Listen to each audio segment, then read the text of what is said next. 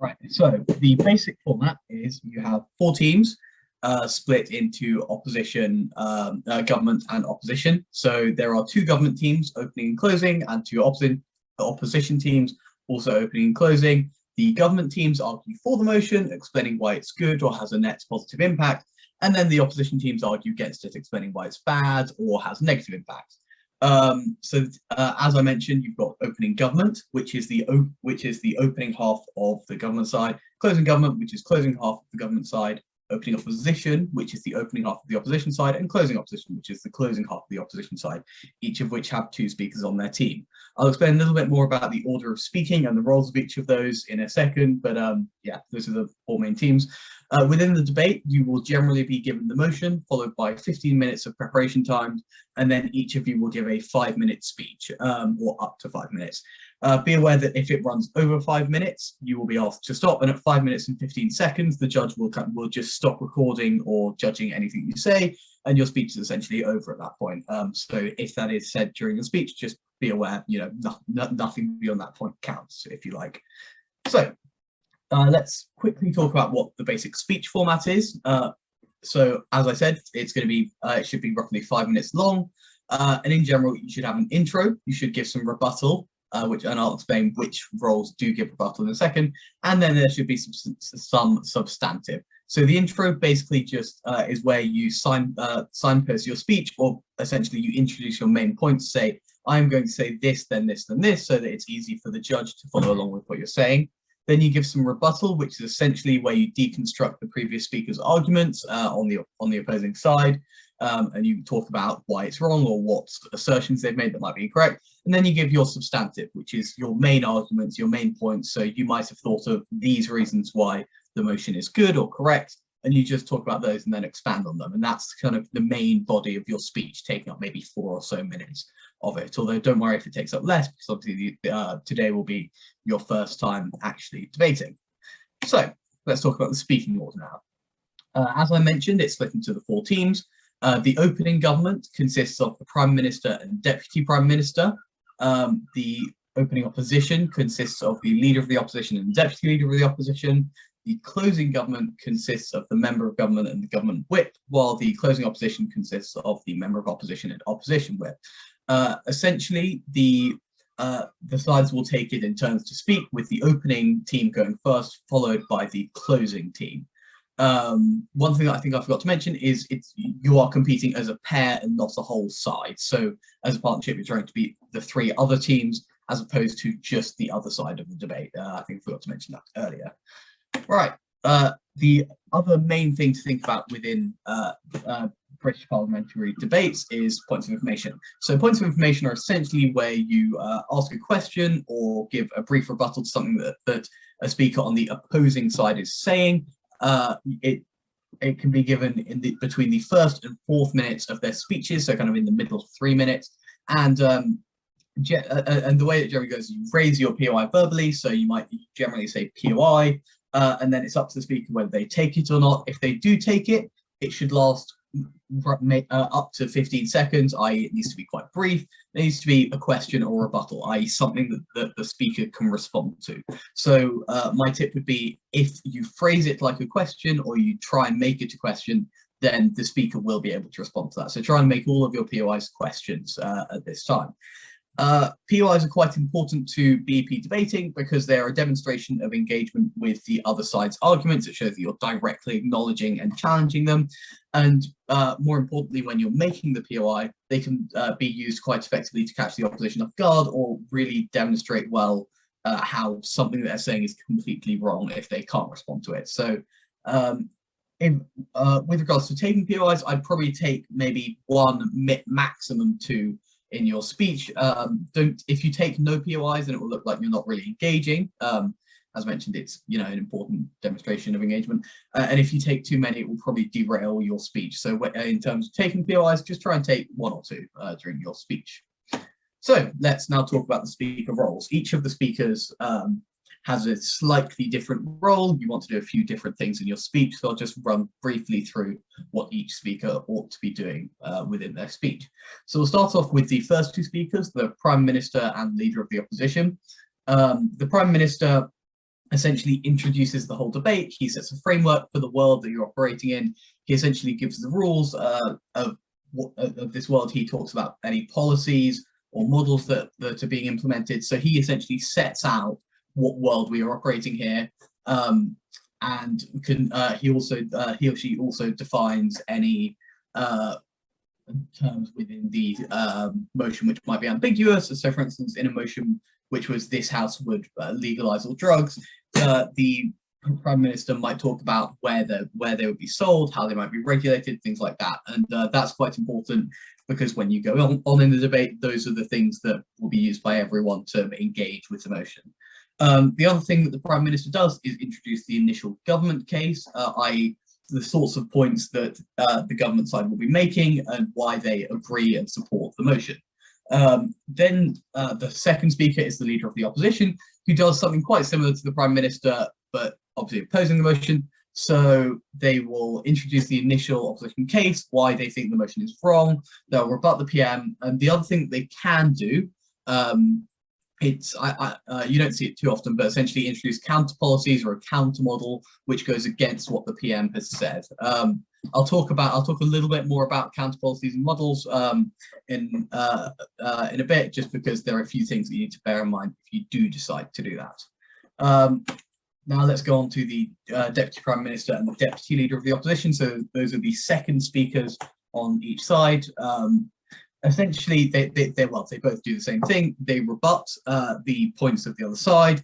They rebuild any points that their first speakers made. So if you're the Deputy Prime Minister and the Leader of the Opposition has some of the Prime Minister's points, you might rebuild it, explain why it actually does still hold up. And then you also, the third thing which you have to do, which is still quite important, is new arguments. You introduce some of the points, you expand on some of the points that the PM might have introduced, and you give some new substantive. And then finally, you explain why you think that your partnership is winning so far in the debate, and why you think you deserve to get first place in said debate.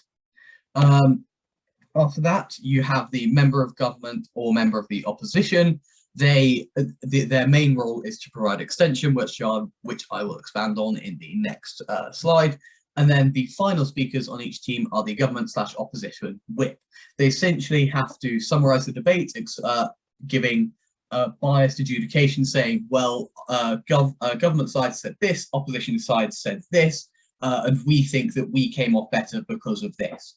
Then they rebut any previous opposition arguments which are left which haven't been rebutted yet and they think are important. Then they weigh against their opening half. So essentially they talk about why their partnership was better than the opening partnership on that side. So if you are closing government, you might say, well, we were better than opening government because we talked about this and we offered this rebuttal or something like that. And then so you essentially explain why you think that your partnership has won this debate. The key thing to remember when doing a whip speech is that you cannot give any new arguments. If you give a new argument, it will not be credited in any way, because your job is entirely to summarize the debate and look at why you think that you have won. Okay, so those are the speaker roles. Let's now move on to extension. So I just said that the member of government and member of opposition only give extension in their speech. Essentially, they have to do something new. If they just repeat points made by the opening half, then as a judge, I cannot credit them with adding anything to the debate or proving why their side has won. They're just repeating things. So you have to do something new. And generally that comes in the form of new arguments, so points that your opening half might not have considered. You can think of some new analysis, so you can find a new way to look at a point. You can give some new rebuttal, so you can talk about why a point made by the opposition opening half was wrong, which your opening half might not have thought of. And then the other one that you can do is think of new stakeholders. So for those that don't know, a stakeholder is essentially someone who is affected by this motion. So for instance, if you were talking about reforming the education system, and the opening half has only considered students and parents, then you might start thinking about how it might affect teachers or teaching. So you think of new people that this could affect, and then you talk about how it might affect them. And any other new meaningful contributions to the debate will kind of add to your case, although I would say that those are the four main ways that you might add to the debate and extend on it. Okay, now let's talk about proposition fiat. This is a minor point, but it's something that new debaters often get wrong. Essentially, you have to assume that this motion, if will pass through the government without any opposition, i.e. it will go through unchanged, unhindered, and that means that the opposition can't say, well, this would never get through government, because you assume that it's got through government and now it's in motion. However, that does not mean that you have to assume that everyone's happy with it.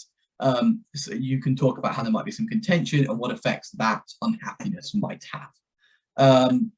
So yeah, just be careful as an opposition speaker. Try not to talk about the implementation of this motion. You are assuming it will be implemented in its full without any challenge.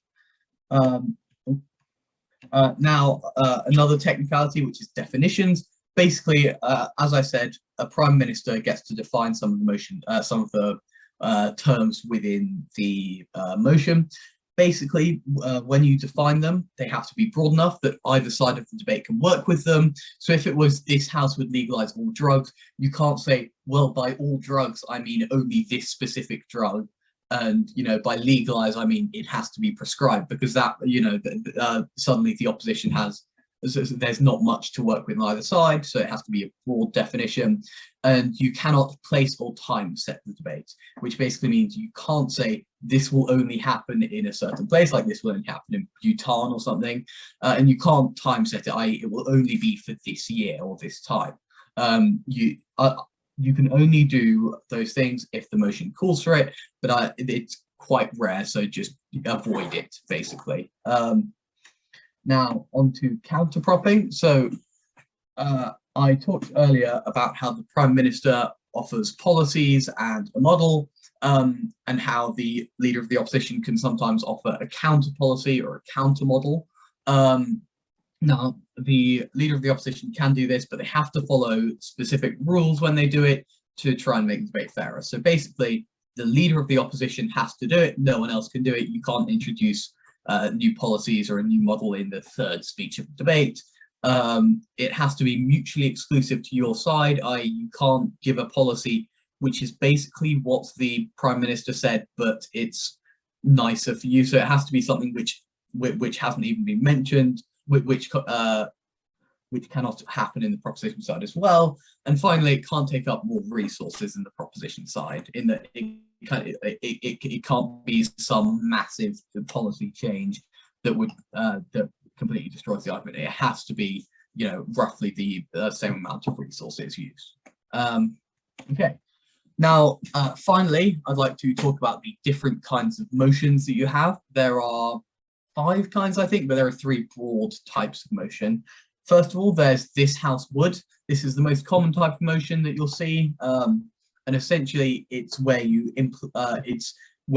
would do something. Now, in this, essentially, you have to talk about what the world would. You'd have to debate what the world would look like afterwards, and whether this is a better or worse world than the world that you're currently in. So, for instance, I think we talked about this motion yesterday. This house would implement a sugar tax. You can talk about, what that would do to companies that make sugary drinks, what it would do to health. You debate that, and then you consider whether that world is better or worse than this world.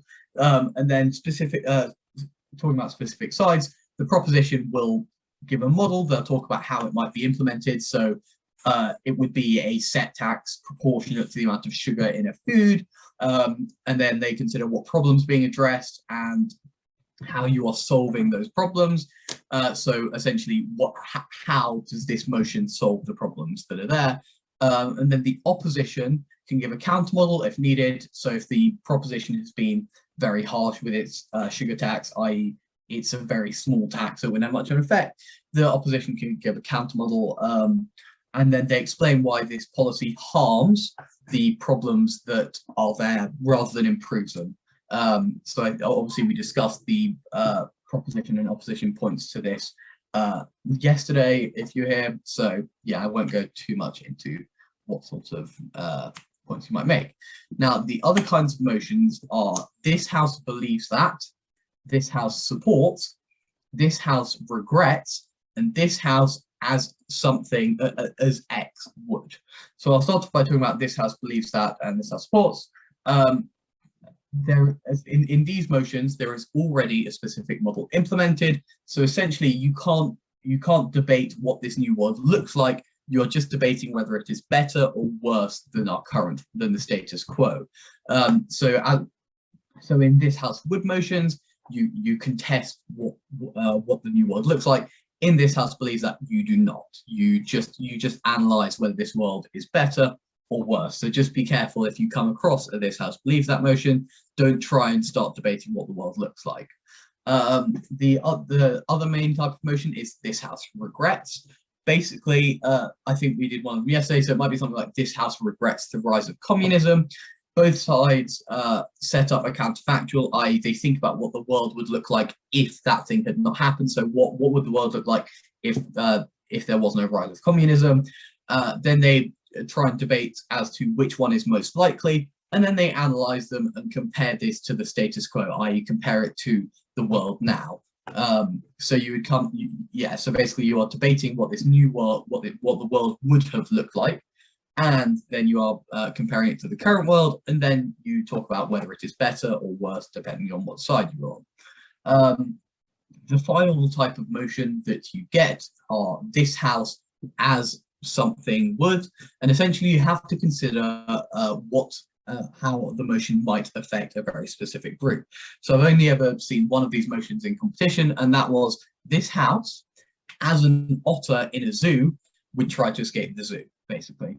And the idea was, if you are that group, i.e. an otter, would you try and do a certain action? So you argue about what that action might cause, what it might look like afterwards, and then you argue about which world is better, the one where you do that thing, or the world where you don't. So it's a bit like this House would, except you're looking at it from a very specific viewpoint. Those are the main types of motions, and I feel like I've gone through this all quite quickly.